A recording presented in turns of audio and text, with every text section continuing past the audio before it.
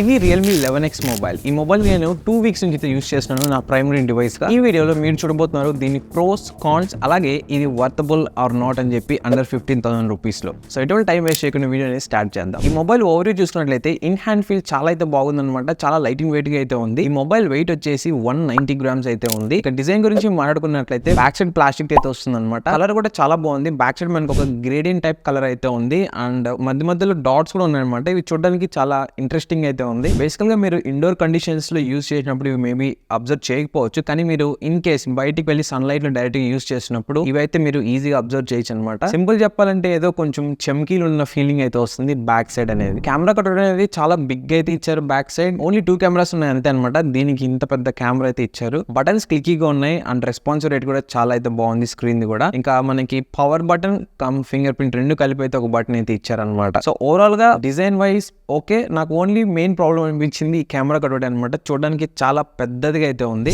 ఇప్పుడు for example ఈ mobile తీసుకోండి, సామ్సంగ్ మొబైల్. ఈ మొబైల్లో మనకి 3 కెమెరాస్ అయితే ఉన్నాయి. 3 కెమెరాస్ ఉన్నా కూడా డిజైన్ చూడండి ఎంత సింపుల్ గా అయితే ఉందో. Just 3 cameras. అది ఈ మొబైల్ చూడండి 2 కెమెరాస్ ఉంది. 2 కెమెరాస్ కి బ్యాక్ సైడ్ చూడండి ఎంత పెద్దగా అయితే ఉందో కట్అవుట్ అనేది. ఇక ఇన్ బాక్స్ కంటెంట్ చూసినట్లయితే బాక్స్ లో మనకి మొబైల్ తో పాటు కొంచెం పేపర్ వర్క్ అయితే వస్తుంది. ఇన్స్ట్రక్షన్ మాన్యువల్స్ అని, వారంటీ కార్డ్ ఇవన్నీ కూడా. దాంతో పాటు మనకి ఒక సిమ్ ఎజెక్టర్ పిన్ వస్తుంది. అంతేకాకుండా మనకి బాక్స్ లోనే చార్జర్ కూడా అయితే ప్రొవైడ్ చేశారు. తర్వాత ఒక కేబుల్ కూడా అయితే ప్రొవైడ్ చేశారు చార్జింగ్, అలాగే ఫైల్ ట్రాన్స్ఫర్ కూడా అయితే చేసుకోవచ్చు. ఇంకా మనకి బ్యాక్ కేస్ కూడా అయితే ప్రొవైడ్ చేశారు ఈ మొబైల్ కి. ట్రాన్స్పరెంట్ కేస్ అనేది మరి అంత క్వాలిటీ అయితే లేదు కేసు అనేది. ఓకే, కొన్ని రోజులు అయితే యూస్ చేయొచ్చు, తర్వాత మీరు మళ్ళీ అయితే కొత్త కేసు అయితే తీసుకోవాలి. డిస్ప్లే గురించి మాట్లాడుకున్నట్లయితే ఈ మొబైల్ మనకి 6.72 ఇంచ్ ఐపీఎస్ ఎల్సిడి ప్యానల్ అయితే వస్తుంది. స్క్రీన్ టు బాడీ రేషియో చూసుకున్నట్లయితే ఇది 91.4% అయితే ఉంది. చుట్టూ బెజల్స్ అయితే ఉన్నాయి, బట్ థిక్ గా మనకి కింద బాటమ్ సైడ్ అయితే ఉందన్నమాట బెజల్స్ అనేది. సో పైన అయితే మరి ఓకే నార్మల్ గానే ఉందన్నమాట, కానీ కింద బాటమ్ సైడ్ అయితే మాత్రం బెజల్స్ అనేది థిక్ గా అయితే ఉంది. ఇది మనకి ఫ్లాట్ స్క్రీన్, ఎటువంటి కర్వ్స్ అయితే ఉండదు. And also touch response rate కూడా చాలా బాగుంది. ఎటువంటి లాగ్స్ కానీ జిట్టర్స్ కానీ నోటీస్ అయితే చేయలేదు. ఇక రిఫ్రెష్ రేట్ గురించి మాట్లాడుకున్నట్లయితే అవుట్ ఆఫ్ ది బాక్స్ ఇది ఆటోలో ఉందన్నమాట, ఆటోమేటిక్ గా షిఫ్ట్ అయ్యేది. సో నేను ఫోర్స్ఫుల్ గా 120 హెర్ట్స్ అయితే చేంజ్ చేశాను. సో అప్పటి నుంచి అయితే నేను 120 hertz screen refresh rate use చేస్తున్నాను. ఒకవేళ మీరు 120 హెర్ట్స్ వద్దనుకున్నట్లయితే 60 హెర్ట్స్ కూడా అయితే డౌన్ గ్రేడ్ అయితే చేసుకోవచ్చు. బట్ మనకి ఫీచర్ ఇచ్చినప్పుడు ఫీచర్ యూస్ చేసుకోవాలి కదా. సో 120 హెర్ట్స్ లోనే కంటిన్యూ అయితే యూస్ చేస్తాను అన్బాక్స్ చేసిన తర్వాత నుంచి. బేసికల్ గా మనం ఎల్సిడి ప్యానల్స్ లో చూసుకున్నట్లయితే స్క్రీన్ బ్లీడింగ్ ఇష్యూ అయితే ఉంటుంది అనమాట. నేను స్క్రీన్ బ్లీడింగ్ ఇష్యూ మొబైల్ లో అబ్జర్వ్ చేసింది. అది కూడా ఎల్సిడి ప్యానల్ ఏంటంటే పోకో ఫోన్ F1 మొబైల్. అప్పుడు ఆల్మోస్ట్ చాలా ఇయర్స్ అయిపోయింది అనుకోండి. దాంట్లో మనకి స్క్రీన్ బ్లీడింగ్ ఇష్యూ అయితే ఉంది. ఈ మొబైల్ లో ఎటువంటి స్క్రీన్ బ్లీడింగ్ ఇష్యూ అయితే లేదనమాట ఎల్సిడి ప్యానల్ అయినా కూడా. సో డిస్ప్లే చాలా బాగుంది. Quality wise out of out ఇచ్చేసి అనమాట మార్క్స్ అనేది మనము. ఇక స్క్రీన్ బ్రైట్నెస్ గురించి మాట్లాడుకున్నట్లయితే ఇది 550 నిట్స్ వరకు అయితే వెళ్తుంది టైపికల్ గా. ఒకవేళ మీరు అవుట్డోర్ కండిషన్స్ లో యూస్ చేస్తున్నారు అంటే అది 680 నిట్స్ వరకు అయితే వెళ్తుంది. కానీ ఇక్కడ మీకు ఒక చిన్న ప్రాబ్లం కూడా అయితే ఉంది. ఏంటంటే ఇండోర్ కండిషన్స్ లో డిస్ప్లే బాగుంది, ఎటువంటి ప్రాబ్లం అయితే లేదు. బ్రైట్నెస్ లెవెల్స్ అన్ని కరెక్ట్ గా అయితే ఉన్నాయి అనమాట. ఇన్ కేస్ మీరు డైరెక్ట్ సన్ లైట్ లోకి వెళ్ళి బ్రైట్నెస్ అనేది ఫుల్ పంప్ చేశారు, మొత్తం ఇంక్రీజ్ చేశారు అనుకోండి, అప్పుడు మీకు కాంట్రాస్ట్ అనేది ఇంక్రీజ్ అయిపోతుంది. అలాగే యాప్ ఐకాన్స్ కానీ లేకుంటే మీరు ఏదైనా సరే వీడియోస్ కానీ మొత్తం మొబైల్ ఏం యూస్ చేసినా కూడా మనకి చాలా సాచురేషన్ అనేది కనిపిస్తుంది, ఓవర్ సాచురేట్ అయిపోయింటాయి. అండ్ మీరు డిఫరెన్స్ అయితే ఈజీగా నోట్ చేస్తారనమాట. లైక్ ఇండోర్ కండిషన్స్ యూజ్ చేసినప్పటికీ బయట డైరెక్ట్ గా యూస్ చేసే టైంలో. ఓవరాల్ గా మాట్లాడుకున్నట్లయితే డిస్ప్లే ఓకే. సో మరి మేజర్ ఏమైనా ప్రాబ్లమ్స్ ఉన్నాయంటే ఏం లేవన్నమాట. ఈవెన్ అవుట్డోర్ విజిబిలిటీ కూడా బాగుంది. ఈ మొబైల్ లో మనకి MediaTek Dimensity 6100 ప్లస్ ప్రాసెసర్ అయితే వస్తుంది అనమాట. నేను ఎటువంటి లాగ్స్ కానీ ఫ్రేమ్ డ్రాప్స్ కానీ ఏమైతే నోటీస్ చేయలేదు normal day to day usage లో. అండ్ ఈవెన్ నేను గేమ్స్ కూడా అయితే ఆడాను అనమాట ఈ మొబైల్ లో. గేమ్స్ ఆడినప్పుడు కూడా నేను ఎటువంటి లాగ్స్ అయితే నోటీస్ చేయలేదు. ఆఫ్ కోర్స్ కొంచెం వార్మ్ అయితే అయింది అనమాట మొబైల్ అనేది. మరి మేజర్ హీటింగ్ ఇష్యూస్ అయితే ఏమీ అయితే లేవు. అండ్ బై ద వే ఇది వచ్చి మనకి 5G ఎనేబుల్డ్ ప్రాసెసర్ అనమాట. అది కూడా డ్యూయల్ సిమ్ అయితే సపోర్ట్ చేస్తుంది. ఇక్కడ డైలీ టాస్క్ కానీ రిమైనింగ్ అన్ని దాంట్లో కూడా ఎటువంటి లాగ్స్ అయితే నోటీస్ చేయలేదు. ఇంకా కెమెరా యూస్ చేసిన టైంలో కూడా కొంచెం వార్మ్ అయితే అయింది అనమాట బ్యాక్ సైడ్. సో ఇది ప్రతి కామన్ అని చెప్పొచ్చు ప్రతి ఒక్క మొబైల్ అని. మీరు ఎంత ఫ్లాగ్షిప్ మొబైల్ తీసుకున్నా కూడా కెమెరాస్ యూస్ చేస్తున్న టైంలో మీరు కొంచెం హీటింగ్ ఇష్యూస్ అయితే నోటీస్ చేస్తారు. మరి ఎక్కువ అయితే ఉండవు, కొంచెం వార్మ్ అయితే అవుతుంది. ఈవెన్ నేను CPU థ్రాట్లింగ్ కూడా అయితే చేశాను అనమాట. ఆల్మోస్ట్ ఒక 10 మినిట్స్ ప్లస్ అయితే చేశాను. ఎక్కడ నేనైతే ఎక్కువ టెంపరేచర్ పుష్ చేయడం అవన్నీ అయితే అబ్జర్వ్ చేయలేదు అనమాట. కాన్స్టెంట్ గా గ్రీన్ లోనే అయితే ఉంది ఇది. దీన్ని బట్టి చెప్పొచ్చు ప్రాసెసర్ అనేది ఎంత వెల్ బ్యాలెన్స్డ్ అని. ఇక కూలింగ్ చాంబర్ ఉందని చెప్పి మీకు మేబీ డౌట్ రావచ్చు. ఈ మొబైల్ ఎటువంటి కూలింగ్ చాంబర్ అయితే లేదనమాట. ప్రాబ్లం అయితే లేదు, కొంచెం వార్మ్ అయితే అవుతుంది. నేను అది కూడా బ్యాక్ కేస్ యూస్ చేయకుండా అయితే గేమ్స్ ఆడాను అనమాట. ఇన్ కేస్ మీరు బ్యాక్ కేస్ యూస్ చేస్తే మేబీ కొంచెం హీటింగ్ ఇష్యూస్ ఇంకా ఎక్కువ నోటీస్ చేయొచ్చు. ఒకవేళ గేమింగ్ రివ్యూ కావాలనుకున్నట్లయితే కింద డిస్క్రిప్షన్ బాక్స్ చెక్ చేయండి, మీకు డీటెయిల్ అయితే తెలుస్తుంది దాని గురించి. కెమెరాస్ గురించి మాట్లాడుకున్నట్లయితే బ్యాక్ సైడ్ మనకి 2 కెమెరాస్ అయితే ఇచ్చారు. చాలా పెద్దగా ఉంది కెమెరా రింగ్ అనేది. అండ్ మనకి డ్యూయల్ ఫ్లాష్ కూడా అయితే ఇచ్చారు కింద. ఫస్ట్ మెయిన్ మెయిన్ కెమెరా వచ్చేసి 64 మెగా పిక్సెల్ కెమెరా, దీని అపర్చర్ f1.8. సెకండ్ కెమెరా వచ్చేసి 2 మెగా పిక్సెల్ డెప్త్ కెమెరా, దీని అపర్చర్ f2.4.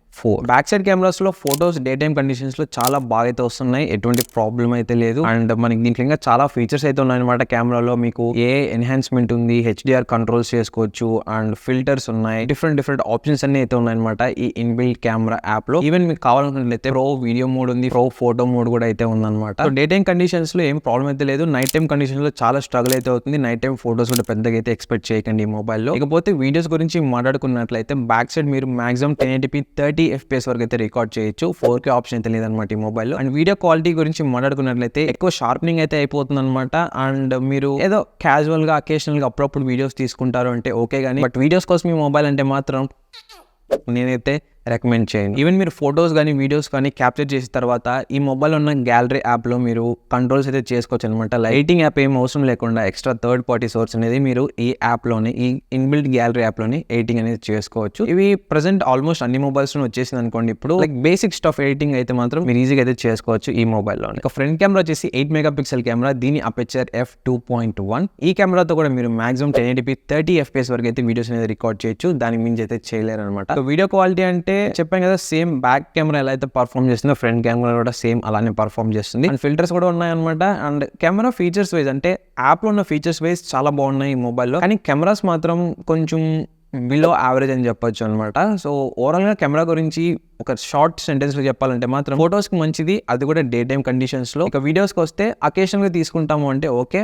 బట్ మీరు ఈ మొబైల్లోనే ప్రతి గుడ్ క్వాలిటీ వీడియోస్ రావాలంటే మాత్రం, ఒకవేళ మీకు కెమెరా రివ్యూ డీటెయిల్గా కావాలంటే నేను ఆల్రెడీ పోస్ట్ చేసిన dedicated video. If in case మీరు మిస్ అయ్యారంటే మాత్రం తెలుసు కదా మీరు ఎక్కడ చెక్ చేయాలని చెప్పి, డిస్క్రిప్షన్ బాక్స్ లేకుంటే ఇక్కడ. ఇప్పుడు మాట్లాడుకుందాం బ్యాటరీ అలాగే ఛార్జింగ్ గురించి. ఈ మొబైల్ 5000 mAh బ్యాటరీ కెపాసిటీ అయితే వస్తుంది. అండ్ వెయిట్ పరంగా చూసుకున్నా కూడా మనకి 190 grams ఇన్ హ్యాండ్ ఫీల్ అయితే నాకు 5000 mAh బ్యాటరీ ఉన్న ఫీలింగ్ రాలేదు. ఫర్ ఎగ్జాంపుల్ నేను సామ్సంగ్ S20 FE అయితే యూస్ చేస్తున్నాను.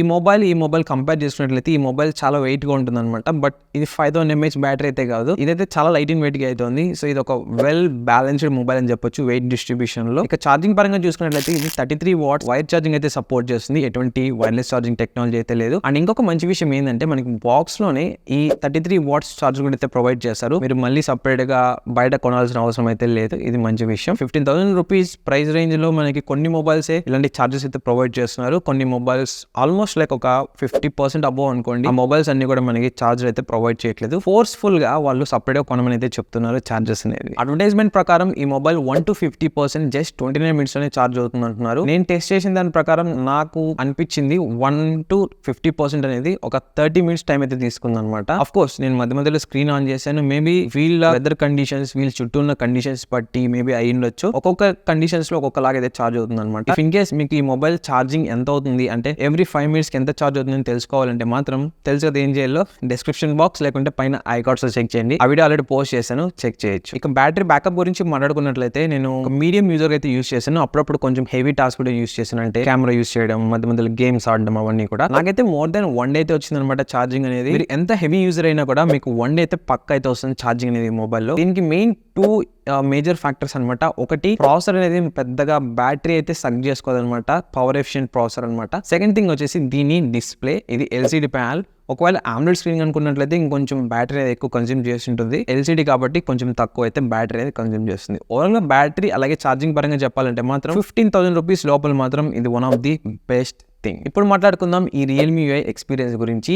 నాకు ఈ మధ్య కాలంలో ఆఫ్టర్ సామ్సంగ్ One UI తర్వాత నాకు బాగా నచ్చింది ఏంటంటే ఈ Realme UI అనమాట. చాలా బాగా నచ్చింది. నేను చాలా టెంప్ట్ అయితే అయిపోయాను అనమాట ఈ మొబైల్ యూస్ చేయడానికి. అండ్ ఫీచర్స్ వైస్ చూసుకున్నా కూడా చాలా అద్భుతమైన ఫీచర్స్ అయితే ఉన్నాయి Realme UI లో. నేను ఏ ఫీచర్స్ అయితే ఈ సామ్సంగ్ మొబైల్స్ లేవు అనుకున్నానో అదే ఫీచర్స్ Realme లో అయితే ఉన్నాయన్నమాట. For example battery icon changing కానీ, లేకుంటే స్క్రీన్ రికార్డింగ్ లో కొన్ని సెట్టింగ్స్ చేంజ్ చేయడం కానీ, ఇలా డిఫరెంట్ థింగ్స్ అయితే అన్ని ఉన్నాయి. ఈ ఫీచర్స్ అన్ని కూడా మనకి డైలీ యూసేజ్ లో యూజ్ అవుతాయి అనమాట. సో అలాంటి ఫీచర్స్ ఉన్నాయి Realme UI లో. దీని గురించి ఎంత తక్కువ మాట్లాడుకుంటే అంత మంచిది, ఎందుకంటే చెప్పుకుంటే వెళ్తే టైం అనేది చాలా ఎక్కువ టైం తీసుకుంటుంది అనమాట. మీ కన్వీనియన్స్ కోసం ఒకవేళ మీరు Realme మొబైల్ ఫస్ట్ టైం కొన్నారు, లేకుంటే మీరు రీసెంట్ గా కొని యూస్ చేస్తున్నారు అండ్ ఫీచర్స్ ఏమేమి తెలియట్లేదంటే మాత్రం నేను ఆల్రెడీ ఒక వీడియో అయితే పోస్ట్ చేశాను. టాప్ 24 ఫీచర్స్ అనమాట రియల్మీ వేలో ఉండేటివి. ఒకవేళ మీకు ఆ వీడియో కావాలనుకున్నట్లయితే ఇక్కడ లేకుంటే ఇక్కడైతే చెక్ చేయండి, మీకు ఆ వీడియో అయితే లభిస్తుంది. ఇప్పుడు మాట్లాడుకుందాం సాఫ్ట్వేర్ అప్డేట్స్ గురించి. ఈ Realme 11X mobile out of the box Android 13 అలాగే రియల్మీ వే 4 అయితే వస్తుంది. ఇక వీళ్ళ సాఫ్ట్వేర్ అప్డేట్ పాలసీ ఏంటంటే ఈ మొబైల్ అనేది మనకి 2 years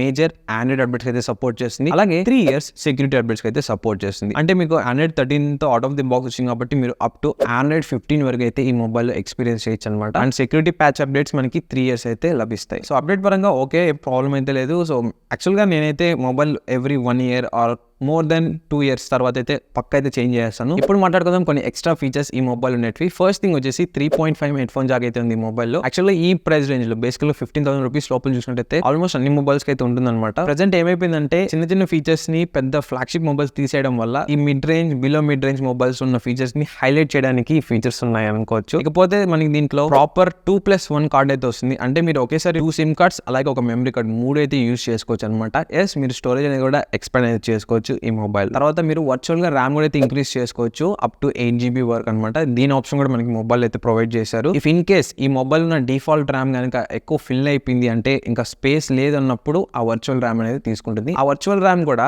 ఇంటర్నల్ స్టోరేజ్ అయితే తీసుకుంటుంది అనమాట మీ మొబైల్. అలాగే మనకి side mounted finger print censor కూడా అయితే ఉంది. ఇప్పుడు మాట్లాడుతున్నాం దీంట్లో లేని ఫీచర్స్. ఫస్ట్ థింగ్ వచ్చేసి దీంట్లో ఎటువంటి NFC ఆప్షన్ అయితే లేదు, ఇకపోతే స్టీరియో స్పీకర్ సపోర్ట్ కూడా లేదు, ఎటువంటి IP రేటింగ్ లేదు, అండ్ ఆల్సో ఎటువంటి కూలింగ్ చాంబర్ కూడా అయితే లేదనమాట ఈ మొబైల్. ఫైనల్ గా వర్డిక్ట్ గురించి మాట్లాడుకున్నట్లయితే ఈ మొబైల్ అసలు ఏంటి, దీంట్లో ఉన్న ప్లస్ ఏంటి మైనస్ ఏంటి, ఒక షార్ట్ స్టేట్మెంట్ లో చెప్పాలి అంటే మాత్రం ఓవరాల్ గా ఈ మొబైల్ గురించి మాట్లాడుకున్నట్లయితే ఈ మొబైల్ అండర్ 15,000 రూపీస్ లోపల చాలా మంచి మొబైల్. అండ్ డీసెంట్ కెమెరాస్ ఉన్నాయి, అమేజింగ్ బ్యాటరీ బ్యాకప్ ఉంది, అండ్ రియల్మీ ఫీచర్స్ కూడా చాలా అద్భుతంగా అయితే ఉన్నాయి. బట్ ఎటువంటి 4K ఆప్షన్ లేదు, స్టీరియో స్పీకర్స్ లేదు. మెయిన్లీ మాట్లాడుకున్నట్లయితే ఆండ్రాయిడ్ ప్యానల్ అయితే కాదనమాట, ఇది LCD panel. If in case ఇప్పుడు నేను చెప్పినవి లేకపోయినా పర్లేదు, మాకే పెద్ద ఫరక్ పడదు అంటే మాత్రం మీరు ఈ మొబైల్ అయితే తీసుకోవచ్చు, ఏం ప్రాబ్లం అయితే లేదు. కానీ నేను ఒక చిన్న సజెషన్ అయితే ఇస్తాను, జస్ట్ మీకు తీసుకుంటే తీసుకోవచ్చు లేకుంటే లేదు. ఏంటంటే ఈ మొబైల్ మనకి 14,000 15,000 రూపీస్ కి వస్తుంది రఫ్లీ అనమాట. ఒకవేళ మీరు ఆఫర్స్ టైమ్ లో చూసుకున్నట్లయితే ఇది మేబీ 13,000 రూపీస్ కి వెళ్ళొచ్చు. కానీ మీకు ఒక 1,000 లేకుంటే 2,000 రూపీస్ ఎక్స్ట్రా యాడ్ చేసుకోవడం ద్వారా మీకు మంచి మంచి మొబైల్స్ అయితే వస్తాయి ప్రైస్ రేంజ్ లో.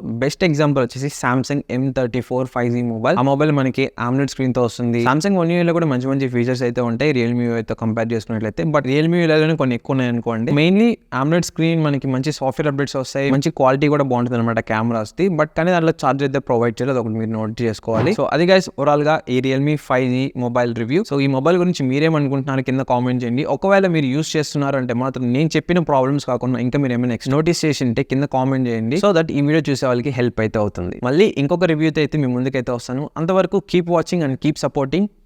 Take care. And by the way ఈ మొబైల్ కొనాలనుకున్నట్లయితే కింద అమెజాన్ అఫిలియేట్ లింక్స్ అయితే ప్రొవైడ్ చేశాను. ఆ లింక్ క్లిక్ చేసి ఈ మొబైల్ అనే కాదు ఏది కొన్నా కూడా సరే నాకు కమిషన్ అయితే యాడ్ అవుతుంది, సో దట్ ఇన్ ఫ్యూచర్ లో ఇలాంటి మంచి మంచి మొబైల్ రివ్యూస్ ఇంకా ప్రోడక్ట్ రివ్యూస్ అయితే మీకు ఈ ఛానల్లో వస్తాయి అనమాట. ఐ హోప్ మీకు ఇది అర్థమైంది అనుకుంటున్నాను. అండ్ థ్యాంక్స్ ఇన్ అడ్వాన్స్, మీరు ఆ లింక్ క్లిక్ చేసి ఏదో ఒకటి కొంటున్నందుకు. చాలా మంది అయితే సపోర్ట్ చేస్తున్నారు, పేరుని చెప్పడానికి చాలా టైం పడుతుంది, బట్ అందరికీ థ్యాంక్ యూ సో మచ్.